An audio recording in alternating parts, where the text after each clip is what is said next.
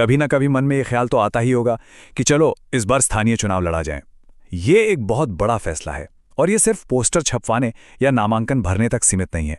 असल में ये एक गहरी आत्मखोज की तरह है। तो आज हम इसी आत्मखोज की प्रक्रिया को थोड़ा और करीब से समझने जा रहे हैं। तो सबसे बड़ा सवाल यही उठता है, क्या आपको सच में चुनाव लड़ना चाहिए? क्योंकि देखिए, सच तो ये है कि हर समस्या का हल चुनाव में नहीं होता और हर अच्छा इंसान, खास तौर पे ग्रामीण इलाकों की राजनीति की चुनौतियों के लिए नहीं बना होता। तो चलिए एक ऐसे टूल पर नजर डालते हैं जो इस मुश्किल सवाल का जवाब खोजने में मदद कर सकता है। तो ये टूल आखिर है क्या?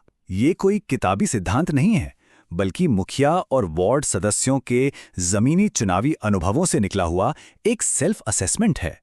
इसे राजनीति में कदम रखने से पहले का एक इंटरनल ऑडिट समझिए, एक मौका खुद को पूरी ईमानदारी से परखने का। इससे पहले कि हम आगे बढ़ें, एक बात साफ कर लेना बहुत जरूरी है।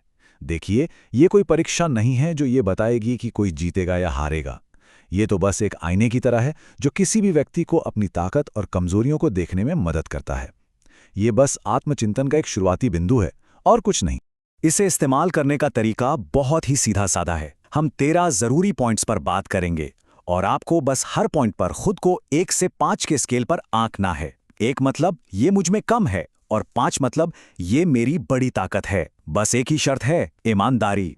तो चलिए शुरू करते हैं पहले और सबसे अहम स्तंभ के साथ, व्यक्तिगत चरित्र। क्योंकि किसी भी नेता के लिए नीतियां और स्किल्स तो बाद में आते हैं, सबसे पहले उसका चरित्र ही परखा जाता है। आइए देखते हैं कि इसमें क्या क्या शामिल है। ये 4 गुण किसी भी लोक सेवक की नींव होते हैं। पहला, क्या अंदर सिर्फ पद की चाह है या सच में समाज के लिए कुछ करने की आग है? दूसरा, जब व्यक्तिगत हमले होंगे, और होंगे जरूर, तो क्या आप टिक पाएंगे? तीसरा, क्या दबाव में भी सही काम करने का साहस है? और आखिर में, क्या आप लगातार नई चीजें सीखने और नियमों को समझने के लिए तैयार हैं? अच्छा चरित्र होना एक बात है, लेकिन लोगों से जुड़ पाना वो बिल्कुल दूसरी। अब हम आते हैं दूसरे स्तंभ पर, इंटरपर्सनल स्किल्स। क्योंकि विचार कितने भी अच्छे क्यों ना हो, अगर आप उन्हें लोगों तक पहुंचा ही नहीं सकते तो वो सिर्फ विचार ही बनकर रह जाएंगे। इसमें 3 बातें खास तौर पर अहम हैं। क्या आप मुश्किल सरकारी योजनाओं को भी गांव की भाषा में आसानी से समझा सकते हैं? क्या आप जाति और धर्म के भेदभाव से ऊपर उठकर सबसे दिल से रिश्ता बना सकते हैं? और सबसे जरूरी, क्या आप सिर्फ अपनी बात कहने के लिए तैयार हैं या दूसरों को सुनने के लिए भी? क्योंकि विश्वास इन्हीं छोटी छोटी चीजों से बनता है। तो अब हमारे पास चरित्र भी है और लोगों से जुड़ने का हुनर भी। लेकिन असली काम तो अब शुरू होता है। तीसरा स्तंभ है प्रैक्टिकल एबिलिटीज, यानी जमीन पर काम करके नतीजे देने की क्षमता। ये वो हिस्सा है जहां सोच को एक्शन में बदला जाता है। यहां परखा जाता है कि जब चीजें गलत हो रही हों, तब क्या आप टीम को संभाल सकते हैं? जब आपके पास पूरी जानकारी न हो, तब भी क्या आप सही रणनीति बना सकते हैं? और सबसे जरूरी, राजनीति में तो हर दिन कुछ नया होता है। क्या आप उस उथल-पुथल के साथ चल सकते हैं या घबरा जाएंगे? क्योंकि असल राजनीति तो यही है। अच्छा, तो इन सभी 13 पॉइंट्स पर खुद को रेट करने के बाद आपका कुल स्कोर 65 में से आएगा। अब ये सिर्फ एक नंबर है, एक स्नैपशॉट। लेकिन इस नंबर का असली मतलब क्या है, आइए जरा ये देखते हैं।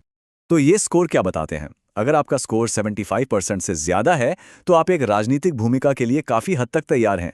अगर 50 से 75% के बीच है, तो आप में ताकत तो है, पर आपको अपनी कमजोरियों को दूर करने के लिए एक अच्छी टीम की जरूरत पड़ेगी।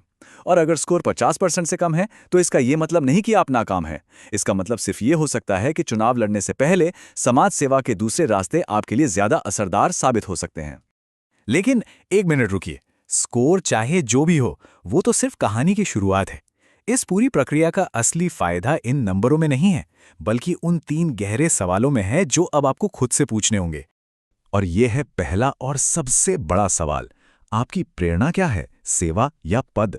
क्या आप गांव में पानी की समस्या को हल करने के लिए बेचैन हैं या सिर्फ मुखिया जी कहलाने के लिए ये सब कर रहे हैं? क्योंकि आपकी नीयत ही आपका भविष्य तय करेगी। दूसरा सवाल जमीनी हकीकत का है। देखिए, एक चुनाव सिर्फ आपका नहीं, आपके पूरे परिवार का होता है।